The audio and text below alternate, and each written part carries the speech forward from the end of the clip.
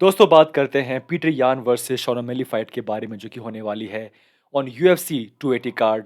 बहुत ही बेहतरीन कार्ड आप लोग जानते हैं अबू धाबी। अ, जब ये न्यूज़ आई कि ये फाइट बुक हो रही है या होने वाली है, एक मन में सवाल आया कि क्या मजबूरी रही होगी पीटर यान की कि उन्होंने ये फाइट एक्सेप्ट की, या क्या थिंकिंग रही है शॉन ओमेली की कि उन्होंने ये फाइट एक्सेप्ट की।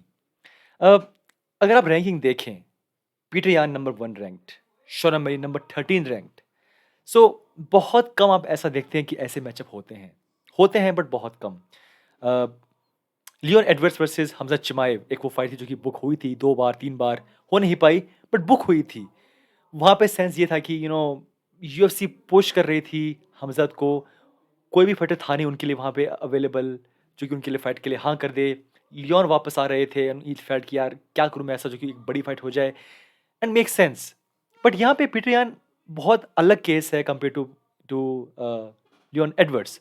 Obviously he is a former champion.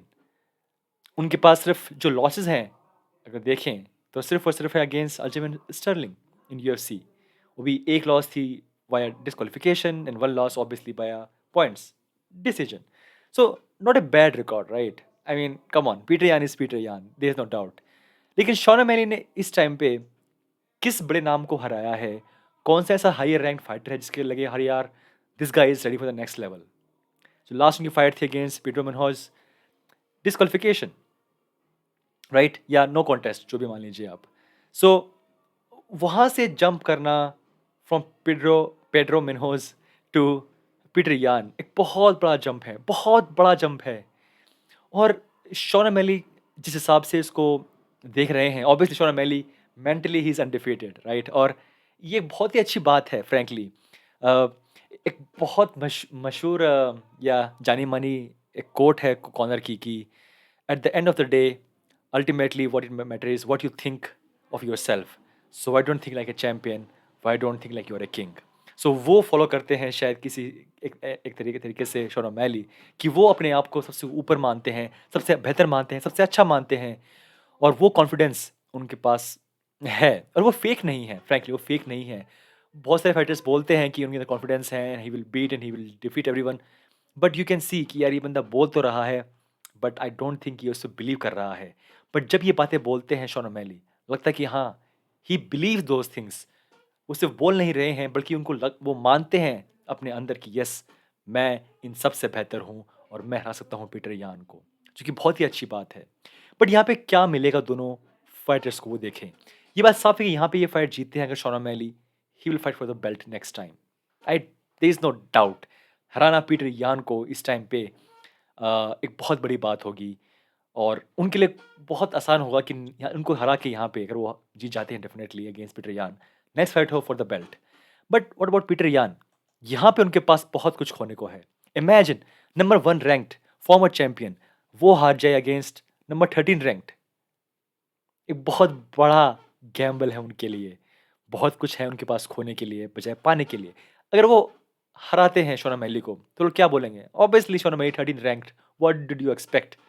Yes, he is a former champ. But यहाँ पे वो हार जाते हैं तो बहुत बड़ा यहाँ पे एक तरीके से शॉक लगेगा फैंस को और ऑब्वियसली जो रिपुटेशन है और रैंकिंग है पिट्रियान की उनको। बट दोस्तों, कुछ फाइट्स ऐसी बुक की है यूएफसी ने पिछले कुछ दिनों में कि आई फील कि अ, एक तरीके से वो प्रिपेयर कर रही है इस साल को एक एक अच्छा शेप देने में। शुरुआत में बहुत अच्छा साल था और फिर बीच में थोड़ा-सा हल्की-फुल्की फाइट्स आईं और अब यूएफसी पुश कर रही है उस चीज़ को और बड़ी फाइट्स बुक कर रही है। जितनी बड़ी हो सके उतनी बड़ी फाइट्स बुक कर रही है। और ये फाइट कम और साथ में जो फाइट ऑब्वियसली बुक हुई है, हमज़द वर्सेस नेट डियाज़ फाइट, एक वो 2 बड़े एग्ज़ाम्पल हैं कि वो जो टाइम उन्होंने वेस्ट किया उसको शायद वो भरपाई कर रही हैं। आई मीन इस केस में यहाँ पे क्या है कि शोना मैली अगर चाहते तो आराम से नंबर 5, नंबर 6 रैंक के साथ फाइट कर सकते थे बहुत पहले भी। बट उन्होंने कहा कि जब मुझे पैसा कम मिल रहा है तो क्यों मैं रिस्क लूँ? क्यों मैं ज़्यादा रिस्क लेके कम पैसा कमाऊँ? मैं कम पैसे में ही ठीक हूँ। अगर मुझे आपको फाइट देनी है अगेंस्ट टॉप फाइटर्स तो मुझे और पैसा दो। सो उनका ये था लॉजिक था। और आई थिंक यूएफसी में भी उन्हें शायद इस फाइट का ज़्यादा पैसा मिल रहा होगा, आई अज़्यूम, बिकॉज़ हमेशा वो ये माँग कर रहे थे उस चीज़ की कि मुझे ज़्यादा पैसा दो। But this is definitely a very surprising move by UFC कि उन्होंने यहाँ पे ये फाइट बुक की है। And this is a gamble, it's a gamble. यहाँ पे आप एक अपने फॉर्मर चैंपियन को एक तरीके से एक बहुत ही टफ स्पॉट में डाल रहे हो कि यहाँ पे उन्हें जीतना होगा ही होगा।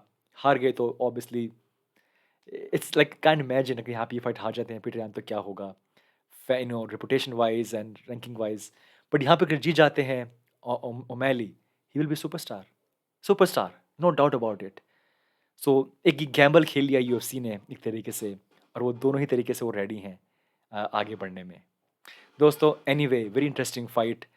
आई कांट वेट इस फाइट के लिए फ्रैंकली बिकॉज़ आई होप कि ये फाइट हो, आई होप ये फाइट हो बिकॉज़ बहुत सारी ऐसी फाइट्स बुक हुई हैं कि दिल थोड़ा-सा मेरा घबराता है कि यार क्या ये रियली फाइट्स होने वाली है? Specially about this fight and Nate Diaz and Khamzat fight. मेरा दिल बहुत घबराता है फ्रैंकली। दोस्तों एनीवे ये था हमारा वीडियो। मिलते हैं नेक्स्ट टाइम। आपको क्या लगता है ये फाइट कौन जीतेगा? Tell me in comments. मिलते हैं next time. Take care. Bye bye.